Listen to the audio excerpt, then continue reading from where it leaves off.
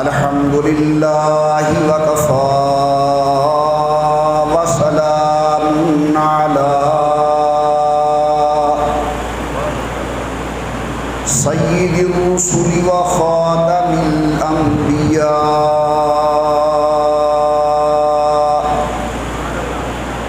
صلى الله تعالى عليه وعلى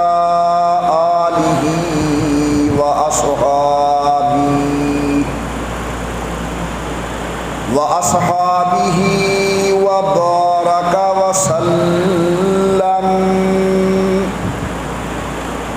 وبارك وسلم تسليما كثيرا كثيرا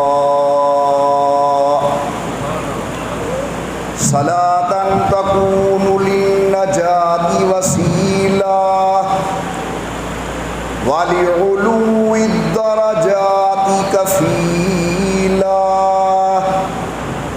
صلاة تحل بها العقد وتفرج بها الكرب صلاة تكون لك رضاء ولحقه أداء.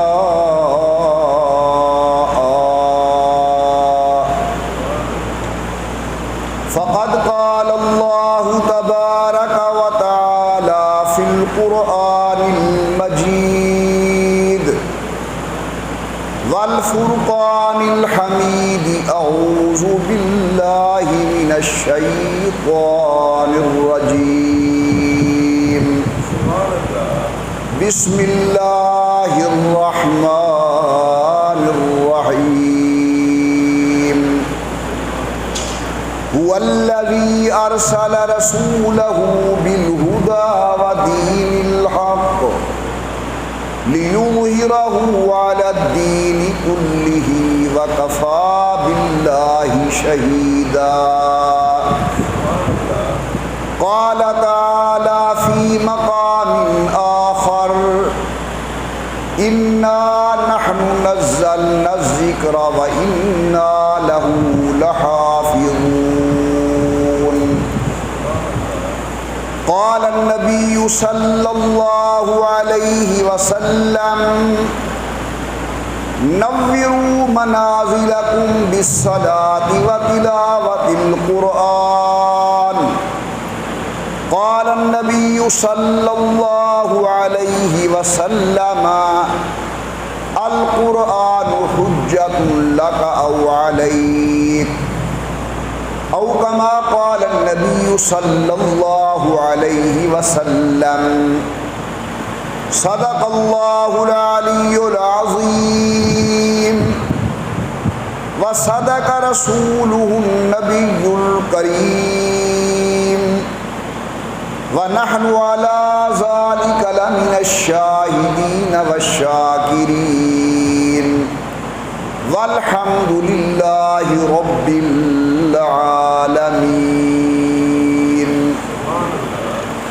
إن التياري حسبا يوما إلى أرض الحرم،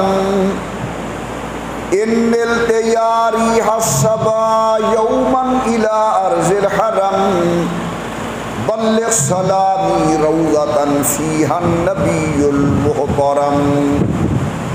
ما إن مدحت محمدا بمقالتي، لیکن مدحت مقالتی بمحمدی. اور زباں پر مؤمنوں کے جب بھی ذکر تاجدار آئے تو لازم ہے کہ اس کے بعد ذکر چار یار آئے. ابو بکر و عمر، عثمان و حیدر باغباں جب ہوں تو پھر کیوں کرنا باغ مصطفیٰ میں ایک بہار آئے. اور اے دل بگیر دامن سلطان اولیاء، اے دل بگیر دامن سلطان اولیاء، یعنی حسین ابن علی آل مرتضیٰ. اللہم صلی علی محمد وعلی آل محمد وأصحاب محمد وأزواج محمد وبارک وسلم۔ تمام حضرات محبت و ذوق کے ساتھ درود پاک پڑھ لیں حضرت صلی اللہ علیہ وسلم کی ذات بابرکات۔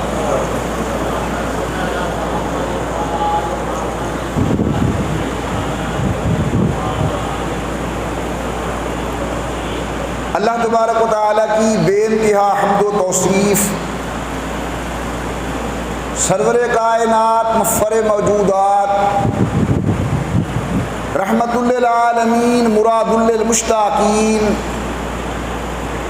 امام الانبیاء والمرسلین، حبیب کبریاء احمد مجتبی حضرت محمد الرسول اللہ صلی اللہ تعالی علیہ وعلا آلہ وصحابہ وسلم کی ذات بابرکات پہ تحفہ درود و سلام پڑھ لیجئے تمام حضرات محبت و ذوق کے ساتھ بآواز بلند اللہم صلی علی سیدنا و مولانا محمد وعلا آل سیدنا و مولانا محمد وبارک وسلم پڑھنے اور بھیجنے کے بعد محترم بزرگوں، مکرم نوجوان ساتھیوں، قابل صد تعظیم و صد اکرام میری محترمہ موقرہ اور مؤدبہ اسلامی مائی اور بہنوں، اللہ تبارک و تعالیٰ نے اس دنیا کے اندر اپنی مخلوق کی ہدایت و رہنمائی کے لیے کم و بیش 1,24,000 انبیاء علیہ السلام مبعوث فرمائے ہیں، جن میں پہلے پیغمبر حضرت سیدنا آدم علیہ السلام ہیں اور آخری نبی سید الکونین حضور اکرم صلی اللہ علیہ وسلم کی ذات بابرکات ہے۔ ہر پیغمبر نے اپنے اپنے دور کے اندر اپنی قوم کو اللہ کا پیغام سنایا، اللہ رب العزت کی توحید، نبوت و رسالت کا تذکرہ اور عقیدہ قیام قیامت ہر دور کے اندر تقریباً اکثر انبیاء علیہ السلام کو 2 قسم کی جماعتوں کا سامنا کرنا پڑا۔ ایک وہ جماعت جنہوں نے اللہ کے پیغمبر کی دعوت کو قبول کیا، اور ایک وہ جماعت جنہوں نے نعوذ باللہ پیغمبر وقت کی تکذیب کی، اللہ کے نبی کی دعوت کو قبول نہ کیا۔ پھر میرے اللہ نے اتمام حجت کے لیے اپنے نبیوں اور رسولوں کو معجزات عطا فرمائے کہ میرے نبیوں، میرے رسولوں، جا کر نہ ماننے والی قوم کے سامنے یہ معجزات پیش کرو، ہو سکتا ہے وہ لوگ آپ کی دعوت کو قبول کر لیں اور میدان قیامت کے اندر میرے قہر و عذاب سے بچ جائیں۔ یاد رکھیں میرے دوستو، ہر ایسا کام جو عام انسان کی طاقت میں نہ ہو، پیغمبر کے ہاتھ پر وہ ظاہر ہو جائے، اسے معجزہ کہا جاتا ہے، اور اگر اللہ کے ولی کے ہاتھ پر ایسی چیز ظاہر ہو جائے تو اسے کرامت کہا جاتا ہے۔ ہمارے نزدیک نبیوں کا معجزہ برحق، اولیاء اللہ کی کرامات برحق، مگر ایک اصولی بات یاد رکھیں، معجزے کے اندر ہاتھ نبی کا ہوتا ہے، قدرت خدا کی ہوتی ہے، اور کرامت کے اندر ہاتھ ولی کا ہوتا ہے، قدرت خدا کی ہوتی ہے۔ اللہ نے نبیوں کو معجزے دیے، جناب سیدنا موسیٰ علیہ السلام کا معجزہ، حضرت جناب سیدنا عیسیٰ ابن مریم علیہ السلام کے معجزات، سید الکونین امام الانبیاء کے معجزے۔ میں عرض کر رہا تھا ایک بات یاد رکھنا کہ ہر پیغمبر اور رسول کو جو اللہ نے معجزہ عطا فرمایا وہ اس دور کی ضرورت کے مطابق، اس دور کی حالات کے مطابق، جس قسم کے معجزے کی ضرورت ہوا کرتی تھی اللہ اپنے پیغمبر کے ہاتھ پر ویسا ہی معجزہ عطا فرماتے۔ جناب سیدنا موسیٰ علیہ السلام کا دور شعبدہ بازی کا دور، بڑے بڑے ساحر، بڑے بڑے جادوگر موجود ہیں۔ اللہ نے حضرت موسیٰ علیہ السلام کو معجزہ ایسا عطا فرمایا کہ وہ جادوگر اللہ کے سامنے سربہ سجود ہو گئے اور اللہ کی قدرت، پیغمبر کی عظمت کا برملا اعلان کرنے لگے۔ تو حضرت موسیٰ کے معجزات اس دور کی ضرورت کے مطابق۔ آیا دور سیدنا عیسیٰ ابن مریم کا علیہ السلام، یہ دور طب و حکمت کا دور ہے، بڑے بڑے حکماء موجود ہیں، بڑے بڑے طبیب موجود ہیں۔ اللہ تبارک و تعالی نے جناب سیدنا عیسیٰ ابن مریم کو ایسے معجزات عطا فرمائے جہاں حکیموں کی حکمت جواب دے جاتی ہے، جہاں طبیبوں کا طب ہاتھ جوڑ کے کھڑا ہو جاتا ہے، اللہ اپنے پیغمبر کے ہاتھ پر وہ معجزات ظاہر کرتے ہیں جو اس دور کی ضرورت کے مطابق تھے۔ دور آیا امام الانبیاء کا۔ اگر میں یوں عرض کروں تو بے جا نہ ہوگا کہ حسن یوسف دم عیسیٰ ید بیضا داری، آنکھ خوبا ہمہ دارند تو تنہا داری۔ اللہ نے معجزات مختلف انبیاء علیہ السلام کو عطا فرمائے، لیکن اللہ نے میرے محبوب کو تمام معجزات کا مجموعہ بنا کر بھیجا، بلکہ کئی معجزات ان کے ہاتھوں پر وہ ظاہر کیے جو سابقہ انبیاء کے دور کے اندر ظاہر نہ ہو سکے۔ حضور اکرم کا دور علم کا دور تھا۔ حضور کے دور کے اندر بڑے بڑے علماء موجود تھے۔ حضور کے دور کے اندر بڑے بڑے فصیح موجود تھے جنہیں اپنے نطق پہ ناز تھا، اپنے تکلم پہ فخر تھا، اپنی فصاحت پر ناز کیا کرتے تھے۔ اللہ نے میرے محبوب کو یوں تو بے شمار معجزات عطا فرمائے، لیکن سب سے بڑا معجزہ علمی اللہ نے حضور اکرم کو قرآن کریم کی شکل کے اندر عطا فرمایا۔ ہر پیغمبر کا معجزہ اس دور کی ضرورت کے مطابق۔ دور ہے جناب سیدنا موسیٰ علیہ السلام کا۔ علماء کرام لکھتے ہیں جناب موسیٰ علیہ السلام کا دور شعبدہ باز ساحر جادوگر بڑی کثرت کے اندر پائے جاتے ہیں، اپنے سحر پر اپنے فن پہ ناز کرتے ہیں۔ مقابلہ ہوا جادوگروں کا اللہ کے نبی کا، حکم ہوا میرا پیغمبر وما تلک بیمینک یا موسیٰ، آپ کے ہاتھ مبارک کے اندر کیا ہے؟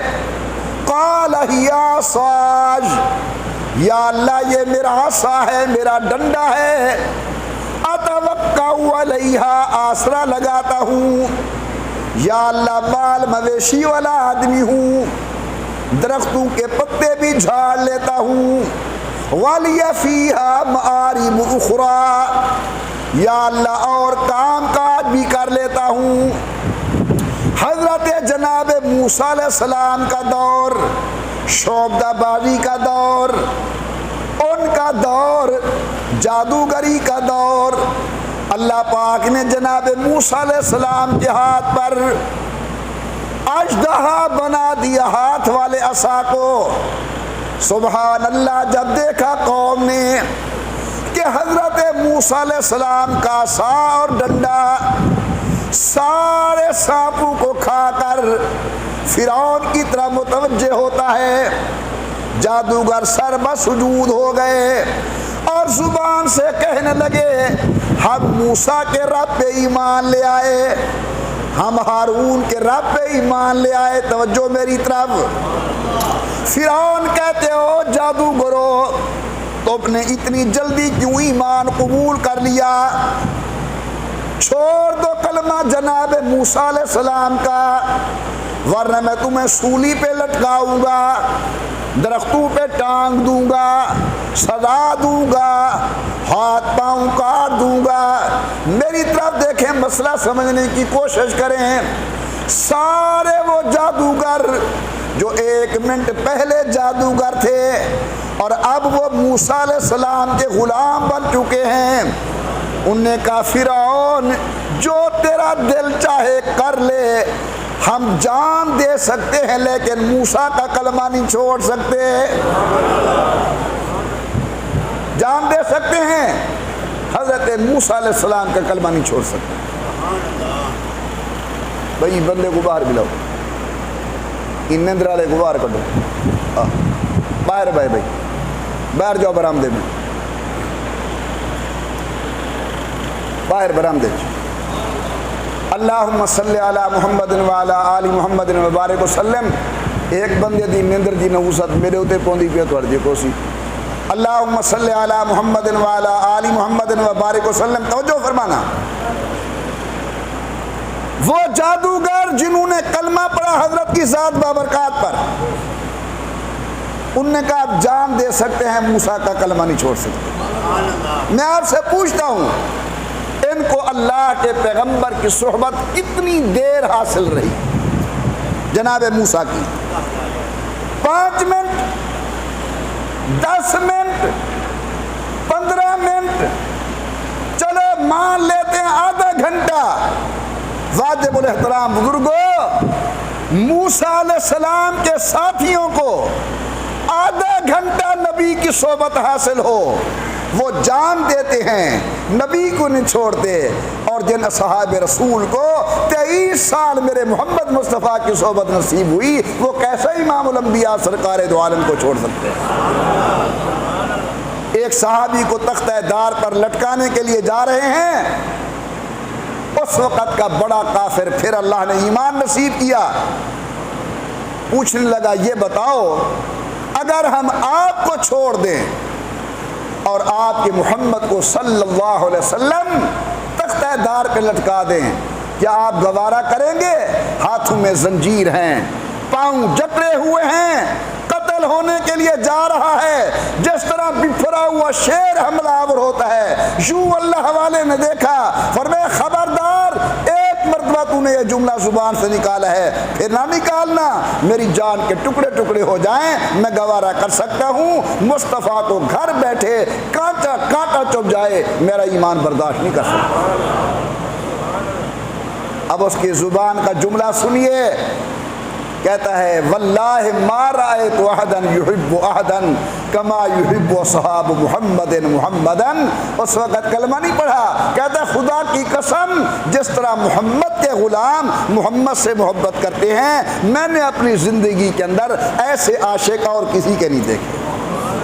واللہ ما رأیت احدا یحب احدا کما یحب اصحاب محمد محمدا۔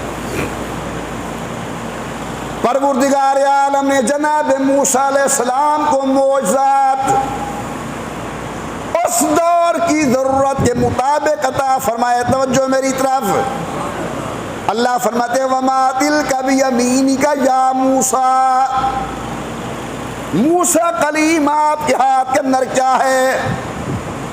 اللہ میرا ڈنڈا ہے، عصا ہے، آسرا لگاتا ہوں، پتے جھاڑتا ہوں اور کام کاج بھی کر لیتا ہوں۔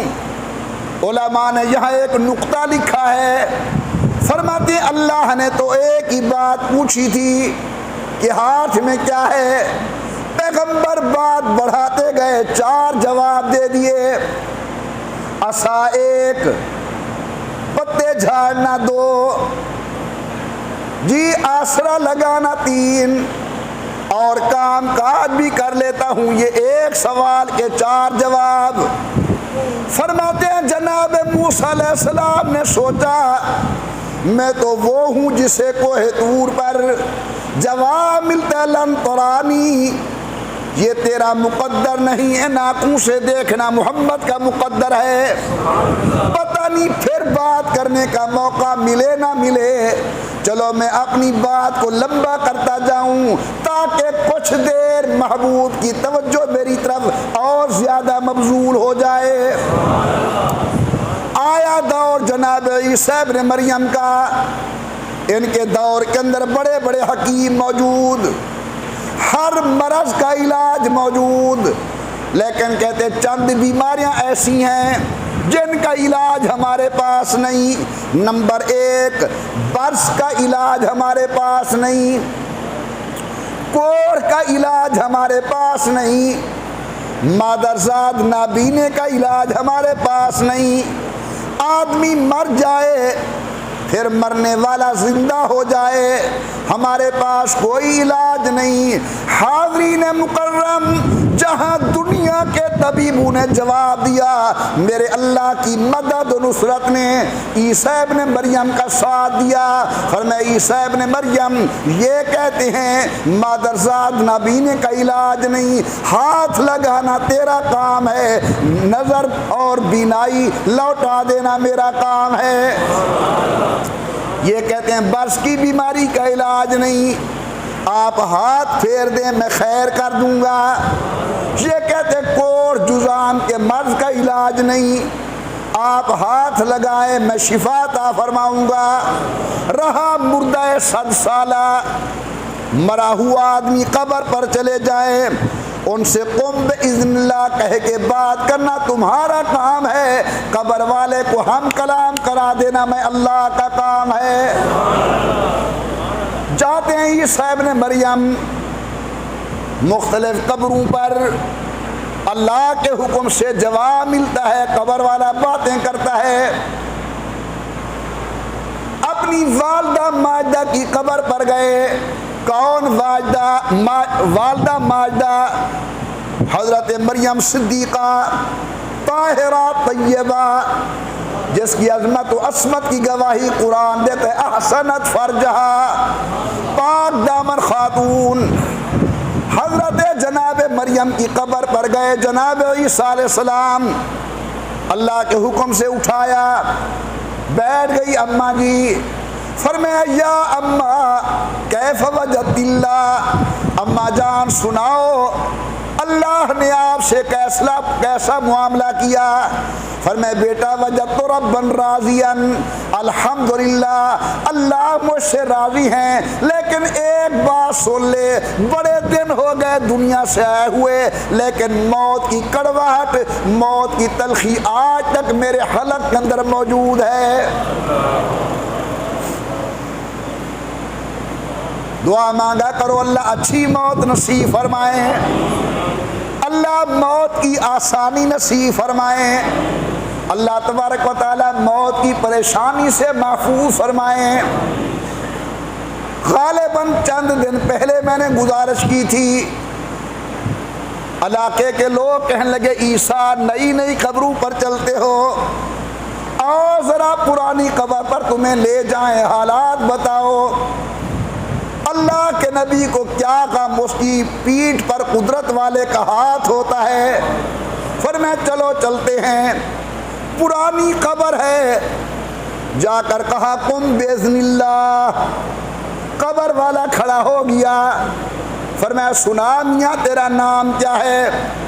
اس نے کہا میں نوح علیہ السلام کا بیٹا ہوں، میرا نام سام ہے۔ فرمایا اچھا بڑی مدت گزاری ہے تو نے قبر کے اندر. کہاں نوح علیہ السلام ثانی آدم, کہاں جناب عیسیٰ کا دور, میرے آقا سے 450 قبل.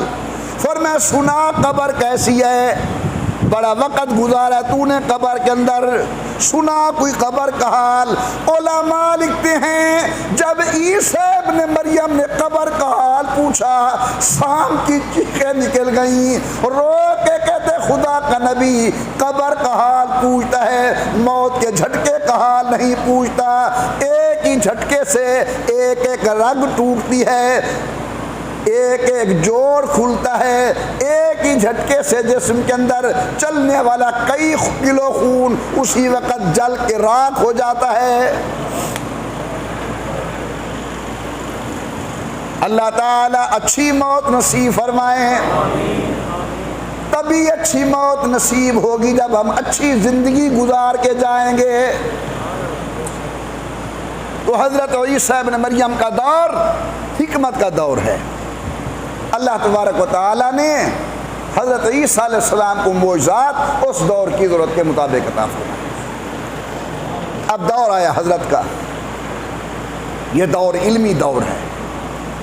بڑے بڑے فصیح ہیں عرب کے اندر, ہمیں کہتے ہیں عجم گونگے, تمہیں تو بولنے کا طریقہ ہی نہیں آتا. اپنی فصاحت پر, اپنی بلاغت پر, اپنے نطق پر, اپنے تکلم پہ ناز تھا.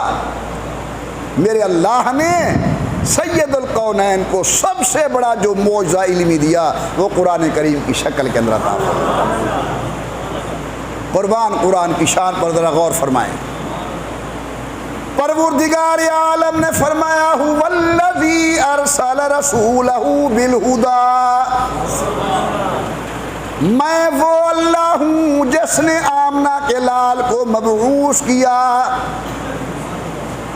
هو الذی ارسل رسولہ بالہدی ودین الحق, بالہدی اے بے کتاب الہدی. امام الانبیاء آئے دنیا کے اندر اکیلے نہیں آئے, کتاب ہدایت قرآن کریم لے کر آئے.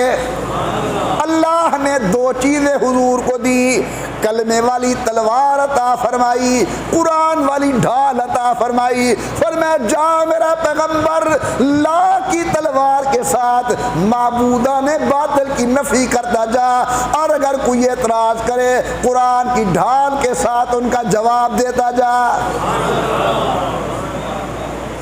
اللہ فرماتے انا نحن نزلنا الذکر وانا لہ لحافظون, ہم قرآن کریم کو اتارنے والے ہیں, ہم قرآن کریم کی حفاظت کرنے والے ہیں. سبحان اللہ. یہ قرآن کریم نجمن نجمن تھوڑا تھوڑا 23 سال کی زندگی کے اندر سید الکونین امام الانبیاء سرکار دو عالم سب کہو صلی اللہ علیہ وسلم امام الانبیاء کی ذات پر نازل ہوا. تورات بھی نازل ہوئی, انجیل بھی آئی, زبور بھی میرے اللہ نے بھیجی, اور قرآن بھی اللہ نے نازل فرمایا. غور کیجئے, غور کیجئے.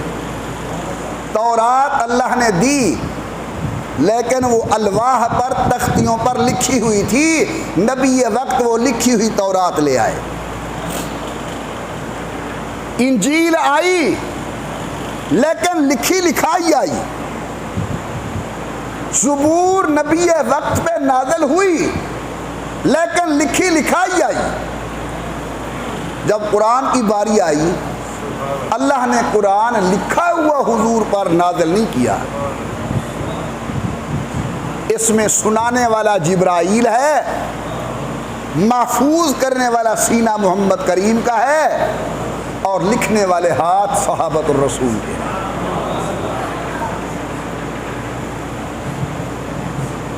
غور کیجئے, ذرا غور کرنا. تورات اللہ نے, انجیل اللہ نے, زبور اللہ نے لکھی لکھائی بھیجی, لیکن قرآن اللہ نے لکھا ہوا نہیں بھیجا. اس پر میں نے کافی غور کیا، جو کچھ میری ناقص عقل میں آئی صحیح ہے اللہ قبول فرمائے، غلط ہے اللہ ہمیں ہدایت نصیب فرمائے۔ باقی کتابیں لکھی ہوئی، تورات، زبور، انجیل لکھی ہوئی، قرآن لکھا ہوا نہیں، یہ حضور کے سینے پہ نازل کیا گیا۔ محسوس یہ ہوتا ہے کہ اللہ کو پہلے اپنے نبیوں پر تو اعتماد تھا، شاید ان کے ساتھ والوں پر اتنا اعتماد نہیں تھا۔ جناب موسیٰ پہ اعتماد، جناب داؤد پہ مکمل اعتماد، حضرت عیسیٰ ابن مریم پر مکمل اعتماد، اللہ کو نبیوں پر اعتماد تھا، شاید ان کے ساتھیوں کے ہاتھوں پر اتنا اعتماد نہیں تھا۔ جب باری آئی محمد کریم کی، اللہ فرماتے کملی والے اب لکھوا کے بھیجنے کی ضرورت نہیں ہے، تیرے سینے پر بھی اعتماد ہے، تیرے یاروں کے ہاتھوں پر بھی اعتماد ہے۔ پروردگار عالم نے فرمایا انا نحن نزلنا الذکر، ہم نے قرآن کریم کو نازل کیا، وَإِنَّا لَهُ لَحَافِظُونَ، یہ وہ کلام مقدس جس کا اپنے متعلق اپنا دعویٰ ہے، ذَلِكَ الْكِتَابُ لَا رَيْبَ فِيهِ، یہ وہ کتاب ہے جس کے اندر ذرہ برابر شک نہیں۔ اللہ کے کلام ہونے کے اندر غور کیجئے، جب ہم اپنے استادوں کے پاس پڑھتے ہیں، استاد ہمیں بتاتے ہیں عربی گرامر کے اندر کہ جب کسی قریب والی چیز کی طرف اشارہ کرنا مقصود ہو کہا جاتا ہے ھذا، اور دور والی چیز کی طرف اشارہ مقصود ہو پھر کہا جاتا ہے ذالک۔ اب قرآن تو ہمارے سامنے تشریف رکھتا ہے، لیکن اللہ نے دور والا لفظ بولا ذالک، سبحان اللہ، غور کرنا، یا اللہ وجہ کیا ہے؟ علماء امت وجہ کیا ہے؟ قرآن کریم تو میرے سامنے لیکن اشارہ دور والا۔ علماء فرماتے ہیں اللہ بتانا چاہتے ہیں او امت محمدیہ، یہ وہ کتاب ہے جو کبھی لوح محفوظ میں تھی، یہ وہ کتاب ہے جو بیت العزت میں تھی، یہ وہ کتاب ہے جو اللہ رب العزت کے آسمانوں کے اوپر تھی۔ کتنے خوش قسمت ہو کہ وہ کتاب اللہ نے تمہارے سینوں کے اندر محفوظ فرما دی۔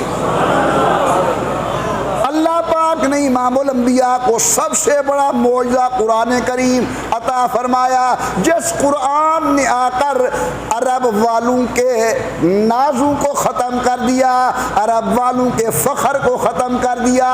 عرب والے جو اپنے آپ کے اپنے مقابلے کے اندر کسی کو نہیں سمجھتے تھے کچھ، وہ حضور کی زبان سے قرآن سن کر اپنے عجز کا اقرار کرنے لگے، قرآن کریم کی رفعت و بلندی کے گن گانے لگے۔ عرب کی عادت تھی بڑے بڑے شاعر اپنی کلامیں لکھ کر وہ بیت اللہ کے ساتھ ٹانگ دیتے تھے۔ علماء عرب کی ایک جماعت سال کے بعد آتی تھی وقت مقرر پر، وہ آ کر پڑھتی تھی اور ہر ایک کا نمبر لگاتی تھی کہ سال پہلے نمبر پر کس کی کلام آئی۔ اللہ تعالی نے فرمایا میرے محبوب علی المرتضیٰ کے ہاتھ سے سورت کوثر لکھوا کے آپ بھی لگا دے، پتہ چلتا ہے کہ کس کا کلام آگے جاتا ہے۔ حضرت پاک نے قرآن کریم کی یہ سورت مبارکہ لکھوا کے لگوا دی۔ لکھا ہے حضرات نے، وہ آئی جماعت، پڑھتی آئی، نمبر لگاتی آئی، پڑھتی آئی، نمبر لگاتی آئی۔ جب یہاں پہنچی بسم اللہ الرحمن الرحیم انا اعطیناک الکوثر فصل لربک وانحر ان شانئک هو الابتر، آگے لکھنے پر مجبور ہو گئے کہ ما ھذا کلام بشر، یہ کسی انسان کا کلام نہیں، یہ ذات کبریاء کا کلام محسوس ہوتا ہے۔ سبحان اللہ۔ پروردگار عالم نے چیلنج کیا میرے محبوب، ان کو کہو ان کنتم فی ریب مما نزلنا علی عبدنا فاتوا بسورہ، اگر تمہیں شک ہے، تمہارے خیال کے اندر قرآن ہمارا کلام نہیں اور محمد کریم ہمارے سچے نبی اور رسول نہیں، پھر ان کنتم فی ریب مما نزلنا علی عبدنا فاتوا بسورہ، اس کے مقابلے کے اندر ایک سورت بنا کر دکھاؤ، تم بھی عربی، تمہارا خاندان بھی عربی، تم بھی قریشی، تم بھی قبیلہ بنی ہاشم کے ساتھ تعلق رکھنے والے، لے آؤ قرآن کے مقابلے میں ایک سورت۔ حاضرین مکرم، تاریخ عالم گواہ ہے، اس دن سے لے کر آج کے دن تک کسی نے قرآن کے اس چیلنج کو قبول نہیں کیا اور کامیاب نہیں ہوا۔ اللہ تعالیٰ نے امام الانبیاء سرکار دو عالم کو قرآن کریم عطا فرمایا، یہ حضرت کا سب سے بڑا معجزہ ہے۔ علماء لکھتے ہیں کہ قرآن کریم کے 4 حق ہیں، قرآن کریم کے تلاوت کے حق اور ہیں، وہ حضرت شیخ الحدیث برکت العصر مولانا محمد زکریا محدث سہارنپوری رحمۃ اللہ علیہ نے لکھے ہیں کہ تلاوت کے آداب اور ہیں، تلاوت کے حقوق اور ہیں کہ تلاوت کرنے سے پہلے مسواک کرو تاکہ وہ منہ صاف ہو جس منہ سے اللہ کے کلام کی ہم نے تلاوت کرنی ہے۔ دوسرا حق یہ ہے کہ باوضو ہونا چاہیے، اور تیسرا حق یہ ہے کہ اس وقت اللہ کی کبریائی دل کے اندر ہو کہ میں کس کے کلام کو پڑھ رہا ہوں جو کارخانہ کائنات کا اکیلا بادشاہ ہے۔ اور چوتھا حق یہ ہے کہ پڑھتے ہوئے اپنے عجز و نیاز کا اظہار ہو، ایسا انداز بنا کر پڑھو جس سے پتہ چلے کہ ایک فقیر غنی کی دربار کے اندر کچھ باتیں کر رہا ہے۔ یہ تو آداب ہیں کس چیز کے؟ تلاوت کے۔ قرآن کریم کے 4 ادب ہیں، 4 حقوق ہیں، غور فرمائیے۔ پہلا حق تو یہ ہے کہ قرآن کو پڑھو۔ امام الانبیاء سرکار دو عالم نے قرآن کریم کے متعلق فرمایا میری امت کی بہترین عبادت تلاوت قرآن، تمام تر وظائف سے اعلیٰ وظیفہ تلاوت قرآن۔ حضرت جناب علی المرتضیٰ فرماتے ہیں کبھی کبھی میرے دل میں خیال آتا ہے میرا اللہ مجھ سے باتیں کرے، اور کبھی خیال آتا ہے کہ میں اللہ سے باتیں کروں۔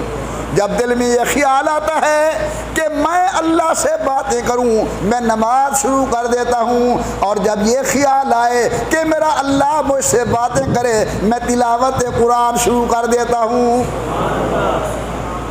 حضور اکرم نے دن کو قرآن پڑھا، رات کو قرآن پڑھا، صبح قرآن، شام قرآن۔ امام الانبیاء سرکار دو عالم نے پڑھا قرآن، پڑھایا قرآن، سنوایا قرآن، سمجھایا قرآن۔ حضرت نے قرآن کریم کی تلاوت فرمائی۔ جب یہ قرآن اترا آسمان کے اوپر پہرے لگ گئے۔ قرآن سے پہلے یہ شیطان جاتے تھے، شیاطین آسمان کے کنارے کے ساتھ کھڑے ہو کر ملائکۃ اللہ فرشتوں کو کوئی بات سن لی، وہ آپس میں کہہ رہے ہوتے تھے کہ اللہ کا حکم ہے کل ہم نے فلاں کام کرنا ہے، تو یہ شیطان نیچے آ کر اپنے دوستوں کو بتا دیتے تھے کل یہ کام ہونا ہے۔ انہوں نے آج بتا دیا، کل وہ کام ہو گیا تو لوگوں کے عقیدے خراب ہو گئے۔ تم کہتے ہو جی اللہ کے سوا کسی کو پتہ نہیں ہے، جن نے کل والی بات تو ہمیں آج بتا دی تھی۔ جب قرآن نازل ہوا وَلَقَدْ زَيَّنَّا السَّمَاءَ الدُّنْيَا بِمَصَابِيحَ وَجَعَلْنَاهَا رُجُومًا لِلشَّيَاطِينِ، اب جس وقت یہ اوپر جانا چاہتے ہیں اللہ نے پہرے بٹھا دیے کہ ستاروں کو توڑ کے مارو ان کو، کسی کو چوری کرنے کی اجازت نہیں ہے۔ پروردگار عالم فرماتے ہیں وَلَقَدْ زَيَّنَّا السَّمَاءَ الدُّنْيَا بِمَصَابِيحَ، اگر اندھیرا ہو غضب کا، رات کو آنکھ کھلے نظر کچھ نہ آئے آدمی ڈر جاتا ہے۔ اللہ فرماتے میرا بندہ ہو سکتے رات کے اندھیرے کی وجہ سے تو ڈر جائے۔ وَلَقَدْ زَيَّنَّا السَّمَاءَ الدُّنْيَا بِمَصَابِيحَ، ہم نے ستارے بنا دیے تیری آنکھ جو کھلے، ڈرنے کی کوئی ضرورت نہیں، سامنے آسمان کی شعاع نظر آنے لگے۔ نمبر 2 وَجَعَلْنَاهَا رُجُومًا لِلشَّيَاطِينِ، جاتے ہیں جنات اوپر، فرشتے ستارے پکڑ کے مارتے ہیں، کوئی مر گیا، کوئی پاگل ہو کر نیچے گرا، میٹنگ کرتے ہیں، تلاش کرو واقعہ کیا ہے۔ سبحان اللہ، ان کی جماعتیں پھیلی دنیا کے اندر، کیا انقلاب آ گیا ہے، وجہ انقلاب کیا ہے؟ شیاطین کی ایک جماعت، جنات کی ایک جماعت، چلتے چلتے چلتے ایک ایسے علاقے سے گزری، صبح کا ٹائم ہے، امام الانبیاء قرآن کریم کی تلاوت فرما رہے ہیں، سننے لگے قرآن سننے کے بعد واپس گئے اور جا کر کہنے لگے انا سمعنا قرآن عجبا، ہم وہ وجہ تلاش کر آئے ہیں جس وجہ سے ہمارے داخلے آسمانوں پر بند ہو گئے، قرآن کریم نازل ہو چکا ہے۔ سبحان اللہ۔ اللہ فرماتے ہیں قل اوحی الی، اے میرے محبوب اعلان کیجئے اللہ کی طرف سے میرے اوپر وحی کی گئی یہ سورۃ جن۔ چلتے چلتے چلتے جنات کہتے انا سمعنا قرآن عجبا یہدی الی الرشد فآمنا به ولن نشرک بربنا احدا۔ واپس گئے، انہوں نے کہا اب پتہ چلا کہ قرآن کریم کی وجہ سے ہمارے داخلے آسمانوں پر بند ہو چکے ہیں، یہ قرآن کریم کا اعجاز ہے۔ اللہ اکبر اللہ اکبر۔ عرض کر رہا ہوں کہ قرآن کریم کے 4 موٹے موٹے حق ہیں۔ پہلا حق تو یہ ہے کہ قرآن کی تلاوت کرنی چاہیے، جو بڑے دکھ سے کہتا ہوں مسلمان چھوڑ چکے ہیں۔ کچھ نہ کچھ مساجد میں نمازی مل جاتے ہیں، لیکن آپ نماز کے بعد دیکھیں اللہ کے قرآن کی زیارت کرنے والے کتنی بیٹھے ہیں، وہ نہیں۔ ورنہ ہمارا ایک ایسا دور گزرا ہے، صبح کی نماز کے بعد جب ہم گھر جاتے تھے، ابا جان قرآن پڑھ رہے ہیں، والدہ صاحبہ قرآن پڑھ رہی ہیں، دادی اماں قرآن پڑھ رہی ہے، دادا ابو قرآن پڑھ رہے ہیں، ننیال جاؤ نانا جی قرآن پڑھ رہے ہیں، نانی قرآن پڑھ رہی ہے، خالہ قرآن پڑھ رہی ہے۔ نماز کے بعد گھر جاؤ، فجر کی نماز پڑھ کے قرآن تھی، ہن خیر نال گھر ونجو لاشاں پنتیاں، کون اٹھاوے زال کو؟ اللہ کام نا دی شودی کو کون اٹھاوے؟ شودی 3 بجے تو ستی ہے، موبائل دیکھ دیکھ کے کیویں کوٹوں، پتر کو کون اٹھا سکتے؟ اور اگر تجھا خدا نخواستہ سمجھاوانی باس ہو تو ارے سمجھاون اندر سب تو بڑی رکاوٹ تو اہلیہ محترمہ ہو سی بالن کہیں ویلے مٹھا لایا لایا جا بالن ہر ویلے کاویانی اندر بالن سمجھ ویسن ایسی دڑبیت چاڑی جو مولوی صاحب اور چوپ کر چلو ٹھیک ہے سمجھائیں ایک بس۔ تو ہمارے ماحول کے بگاڑ کے اندر گھر کی بڑی عورت کا بہت بڑا دخل ہے۔ تو قرآن کریم کا پہلا حق کیا ہے جی؟ قرآن کریم پڑھو۔ امام الانبیاء سرکار دو عالم نے قرآن پڑھا. حضور اکرم نے فرمایا من قرأ القرآن وعمل بما فیہ، جس آدمی نے قرآن کریم کی تلاوت کی، وعمل بما فیہ، قرآن پر عمل کیا، البس والداہ تاجا یوم القیامہ، اس کے والدین کو نور کا تاج پہنایا جائے گا قیامت کے دن، جس کی روشنی کا مقابلہ سورج کی روشنی نہیں کر سکتی. لوگ ایک دوسرے کو دیکھتے ہیں کون آ رہا ہے قیامت کے دن، اس عظمت کے ساتھ، اس شان کے ساتھ. لوگ تو اپنے عرق میں غرق ہیں، لیکن اس کے سر پہ نور کا تاج ہے. کسی کے دل میں خیال آئے گا شاید کوئی نبی ہے، کوئی سوچے گا فرشتہ ہے، رحمت سے جواب ملتا ہے یہ فرشتہ بھی نہیں اور نبی بھی نہیں، یہ وہ خوش قسمت ہے جس نے اپنے بچے کو دنیا کے اندر اللہ کے قرآن کو کا خادم بنایا تھا، جس کے بچے نے قرآن کریم پڑھا تھا. میرے آقا فرماتے ہیں اور ذرا میں تمہیں قاری قرآن کی شان بتاؤں. اللہ فرمائیں گے قاری جی اقرا ورتقے، یہ سامنے جنت کی منازل ہے، قرآن پڑھتا جا، سیڑھیوں پہ چڑھتا جا. حضرت شیخ لکھتے ہیں مولانا زکریا قرآن کی آیات 6666، جنت کی سیڑھیاں 6666، یعنی قاری قرآن جنت کی آخری منزل پہ ہوگا. اللہ فرمائیں گے پڑھتا جا، چڑھتا جا. ہر آدمی سمجھتا ہے، چاہتا ہے میں اپنی منزل پہ جلدی جاؤں، ملتان جانا ہے جلدی کرے گا کہ ملتان پہنچوں، عمرے پہ جا رہا ہے جلدی جہاز چلے میں جدہ پہنچوں، مدینہ طیبہ پہنچوں. یہ بھی جلدی جلدی پڑھنے کی کوشش کرے گا تاکہ میں جلدی پہنچوں. سبحان اللہ سبحان اللہ، رحمت سے آواز آئے گی قاری جی جلدی نہ کر، رتل کما کنت ترتل فی دنیا، جس طرح دنیا کے اندر قرآن کریم کو ٹھہر ٹھہر کے پڑھتا تھا، بنا سنوار کے پڑھتا تھا، آج بھی ویسا پڑھ. دنیا میں تو پڑھتا تھا، مخلوق سماعت کرتی تھی، آج تیری زبان کا پڑھا ہوا قرآن خالق کائنات خود سماعت فرما رہا ہے. پہنچ گیا قاری جی جنت کے اندر. سید الکونین فرماتے وہاں جا کر پوچھے گا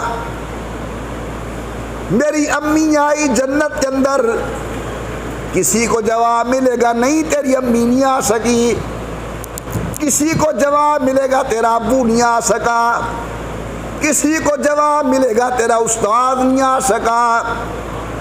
بیٹھے جنت کے اندر، لیکن طبیعت کے اندر مرجاہٹ، نظر کرم پڑی میرے اللہ کی. اللہ فرماتے قاری جی کیا وجہ میری جنت پسند نہیں آئی؟ کہتے یا اللہ جنت میں بڑے مزے ہیں، میں تیرے اوپر راضی، تیری جنت پہ راضی، نعیم جنت پہ راضی، پھر تو پریشان کیوں ہے؟ اللہ میں کیسے پریشان نہ ہوں، میری بوڑھی اماں مجھے جنت کے اندر نظر نہیں آ رہی، میرا ابو مجھے نظر نہیں آ رہا، میرا استاد نظر نہیں آ رہا. اللہ کے پاک پیغمبر فرماتے ہیں اس کی پریشانی کی وجہ سے اللہ کا جلال جمال کے ساتھ تبدیل ہو جائے گا. اللہ فرمائیں گے قاری جی یہ لوگ جنت میں آنے کے قابل تو نہیں تھے، لیکن آج تیرا چہرہ اس انداز میں گوارا نہیں کرتا، نام لینا تیرا کام ہے. 70 یا 10 آدمیوں کو جہنم سے آزاد کر کے جنت کا داخلہ دینا رحمان کا کام ہے. قرآن کریم پڑھنا چاہیے. قرآن خود عظمت والا ہے، جو قرآن کے ساتھ تعلق قائم کرے گا اللہ اس کو بھی عظمت نصیب فرمائے. انشاءاللہ اس پر تفصیلی گفتگو۔ 4 حقوق قرآن کے، پہلا پڑھو، دوسرا صحیح کر کے پڑھو، تیسرا سمجھ کے پڑھو، چوتھا قرآن پر عمل کرو۔ یا آئندہ جمعہ میں گزارش کروں گا، آج صرف ایک وظیفہ قرآن کا بتاتا ہوں۔ ہر آدمی پریشان ہے، مجھے تو جو بھی ملتا ہے، قریش صاحب آمد بڑی ہے، خرچ کا پتہ نہیں ہے، قرضہ اتنا میرے اوپر چڑھ گیا کہ نام اترنے کا نام ہی نہیں لے رہا۔ ان کے لیے ایک وظیفہ ہے قرآن کریم کا، اور وہ وظیفہ ہے حضور اکرم کا بتایا ہوا۔ روزانہ شام کو سورۃ واقعہ کی 1 مرتبہ تلاوت فرما لو۔ سورۃ واقعہ کی 1 مرتبہ تلاوت کر لو، انشاءاللہ قرضے ایسے جائیں گے جس طرح تیز ہوا خس و خاشاک کو اڑا کے لے جاتی ہے، اور اللہ رزق کے اندر برکت نصیب فرمائیں گے۔ اس پر ایک واقعہ سماعت فرمائیں۔ حضور اکرم کے صحابی عبداللہ بن مسعود، ان کی بیٹیاں ہیں، بیمار ہو گئے۔ دور ہے جناب سیدنا عثمان غنی رضی اللہ تعالی عنہ کا، حضرت بڑے مالدار صحابہ میں سے ہیں۔ جناب سیدنا عثمان غنی عبداللہ بن مسعود کو ملنے کے لیے، تیمارداری کے لیے، اعادت کے لیے تشریف لے آئے، خیر خیریت پوچھی۔ جب چلنے لگے تو فرمایا عثمان یار تو بیمار ہے، گھر میں جوان بچیاں ہیں، میرا دل چاہتا ہے کہ میں تجھے اپنی جیب سے کچھ ہدیہ دے دوں تاکہ تیرے کام آئے، تیرے بچوں کے کام آئے۔ بات سمجھ آ رہی ہے؟ امیر عثمان نے سن کر کہا کہ امیر المومنین آپ کی بڑی مہربانی، آپ نے مجھے یاد کیا، اتنی میری مدد امداد کا آپ نے مجھے فرمایا، لیکن بات یہ ہے مجھے ان پیسوں کی ضرورت نہیں ہے، مجھے حضور اکرم نے ایک وظیفہ بتایا تھا، میں وہ پڑھا کرتا ہوں، اللہ تعالی نے کبھی مجھے پریشان نہیں کیا، وقت سے پہلے مجھے روزی مل جاتی۔ اب یہ دینے والا لینے والا بن گیا۔ امیر عثمان نے فرمایا کہ پھر وہ ہمیں بھی بتاؤ، جو آپ کو حضرت نے وظیفہ بتایا کیا حضور کا فیض ہے؟ حضور نے عبداللہ بن مسعود کو بتایا، عبداللہ بن مسعود نے جناب عثمان کو بتایا، امیر عثمان نے آگے بتایا، چلتے چلتے میرے استادوں تک پہنچا، انہوں نے مجھے ارشاد فرمایا، اب میری زبان سے آپ سن رہے ہیں، آپ آگے سنائیں گے، قیامت تک میرے مصطفیٰ کی نبوت بھی جاری اور حضور کی فیض نبوت بھی جاری، چلتے رہیں گے حضور کی بتائے ہوئے ارشادات عالیہ۔ تو جناب سیدنا عبداللہ بن مسعود سے جناب سیدنا عثمان نے گزارش کی کہ حضرت وہ وظیفہ کیا ہے؟ حضرت عبداللہ بن مسعود نے فرمایا کہ حضور نے مجھے فرمایا تھا عبداللہ سونے سے پہلے سورۃ واقعہ پڑھ لیا کر، میں بھی پڑھتا ہوں، میری بچیاں بھی پڑھتی ہیں، مجھے یاد نہیں ہے کہ کبھی کسی چیز کی ہمیں ضرورت پڑی ہو اور اللہ نے پریشان کیا ہو، اللہ وقت سے پہلے ہمیں رزق دے دیتے ہیں۔